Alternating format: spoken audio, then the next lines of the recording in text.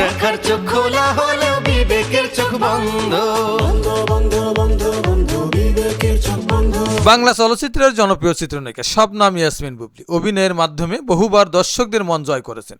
তবে এবার তিনি হাজির হলেন একেবারে নতুন এক রূপে। চলচ্চিত্রে অভিনয়ের পাশাপাশি এবার কণ্ঠশিল্পী হিসেবেও আত্মপ্রকাশ করলেন তিনি। হায়রে কপাল মন্দ, চোখ থাকিতে অন্ধ, দেখার চোখ খোলা হলেও বিবেকের চোখ বন্ধ। এবারের ঈদে প্রচারিত দেশের জনপ্রিয় ম্যাগাজিন অনুষ্ঠান ইত্যাদিতে একটি বিশেষ গানে কণ্ঠ দিয়েছেন বুবলী। অনুষ্ঠানটির নির্মাতা ও পরিচালক হানিফ সংকেত বরাবরই নতুন চমক নিয়ে দর্শকদের সামনে হাজির হন, আর এবার সেই চমকের অংশেই ছিলেন বুবলী। গানটির মাধ্যমে বুবলী তার ভক্তদের সামনে নতুন এক প্রতিভা তুলে ধরেছেন। অভিনয়ের পাশাপাশি গানের মঞ্চেও তিনি নিজের উপস্থিতি জানান দিলেন, যা দর্শকদের জন্য ছিল বেশ আনন্দের ও চমকপ্রদাত্ত মুহূর্ত।